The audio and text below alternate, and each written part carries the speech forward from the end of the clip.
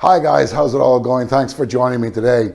This is the best video I think we've done so far, and we're going to examine why British Gas, or Centrica, British Gas, same company, have been gifted £1.8 billion, and why we should not be surprised that a party that think teeth are a luxury item almost need to get a hold of themselves and stop treating the people like fools.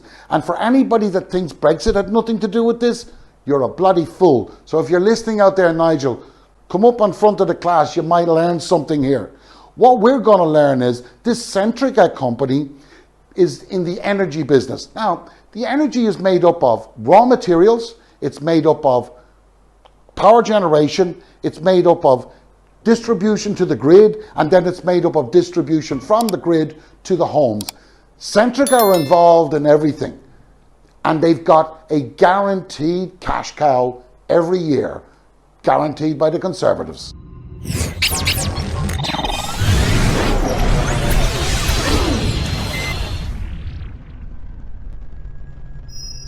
Now, though Boris might think false teeth are indeed a luxury, which is why it will cost you more than 500 quid if you want to fit a set of new landing gear, I didn't think even he would have allowed the energy price increase at exactly the same time he's removing 80 quid per month from the hardest hit families at exactly the same time they need heat at the end of October.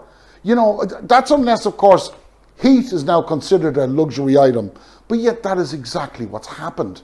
Now, for the numpties out there that think this is because of the EU, you raise your hands high. This time you're right, so congratulations, you complete bunch of numpties. Okay, now you might be raising your hand for perhaps asking a question and saying, hang on a minute here, haven't we left? Isn't Brexit done? Well, my answer is yes, we have left, but no, it isn't done.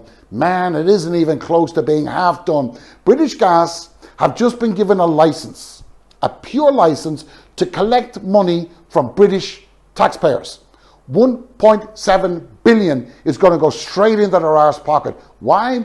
Because they don't even have to, none of it requires investment in the company. None of it requires hiring extra people. What it does do is give them a lot of ammunition to booster up the ammunition they've already got skived away, which I will show you. Now, instead, they've been gifted this windfall while they're in the throes of yet another rationalisation that will see a further 4,000 redundancies, as well as the majority of staff having to sign up to a new employment contract that will avoid redundancy payments in the future. But more on that one later. So let's look at how Brexit screwed this one up as well, shall we? Once the UK became a third country to the EU, new access rules for all interconnectors were needed in the UK with the relevant EU member states in order for cross-border electricity trade to continue, in preparation for a no-deal Brexit. And all operational interconnectors between the UK and continental Europe had to modify the rules, and Ofgem approved the proposed modifications in each case. Broadly speaking, this resulted in increased costs in energy trading. That's according to the European Federation of Energy Traders, but they're the only experts. No point in listening to them, Nigel, huh? What would they know? But the story gets worse. You see, power distribution is seen as an essential part of any economy, any Western economy, especially as the EU were heavily involved in such developments as the reliance on the Russian gas to fuel the power station doesn't sit well with most that have a brain, but this gave the EU some influence. Now that influence has gone bye-bye for the UK, and it took Centrica, British Gas, and the Conservative just 8 months to start reaping the benefits. But in fairness, Centrica played a clever game. They didn't have their annual director's remuneration. None of that this year. Mind you, the CEO, Chris O'Shea, he did get a 13,000 quid bonus, or salary increase rather, which, by the way, brought his salary up to £750,000. Jeez, it must be tough trying to live off that. Oh, jeez, you're watching your pennies there, huh?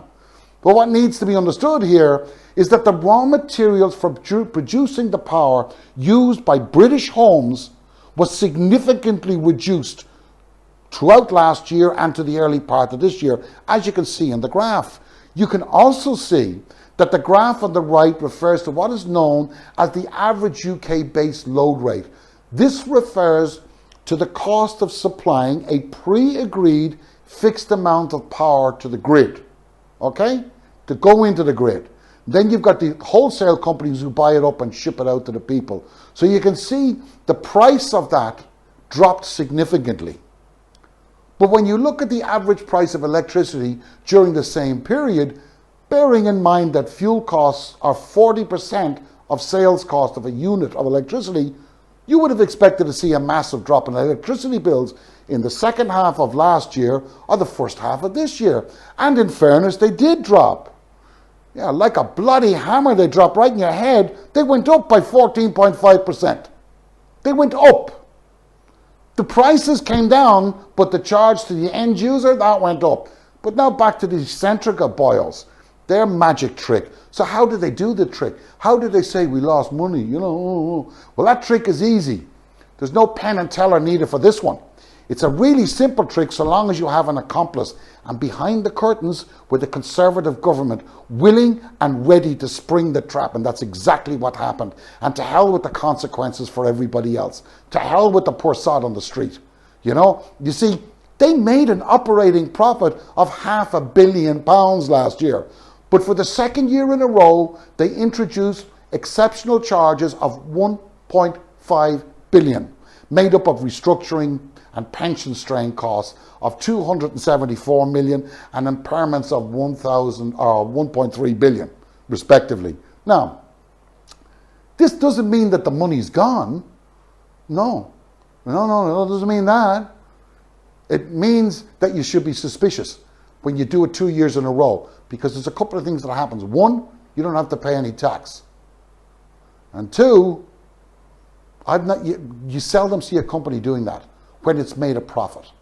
Now, what made me very suspicious was when I was trying to find out what were these impairments for, I couldn't get the information. Now, I was given PDF after PDF after PDF, and my experience tells me if you have to keep downloading PDFs all the time, your alarm bells should start ringing.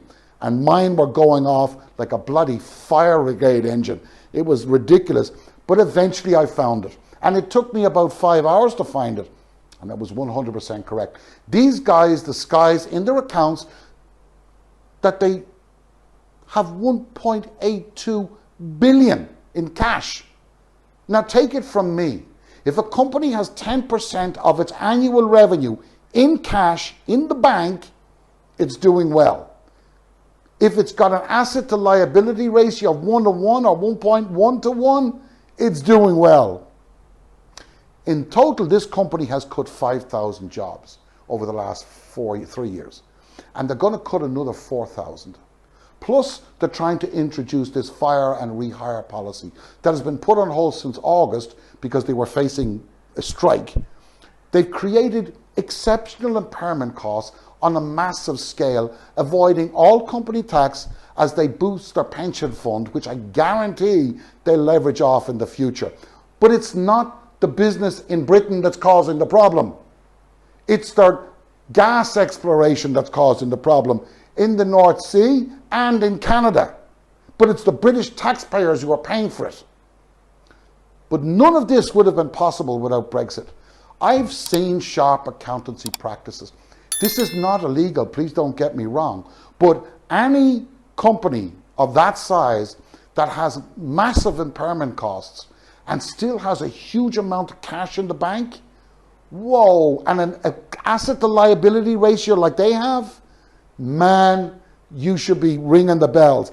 Now they've got a license to print an extra 1.7 billion. You know, Boris and those buffoons of his have just handed them the check. You know, it's ridiculous. I wonder how much is going to come back in Tory donations. Anyway, that's all for now. Please hit that subscribe, make the comment, do the bell thing. It helps a lot, and it really picks me up a lot. So we're doing our best and appreciate your help. Thank you.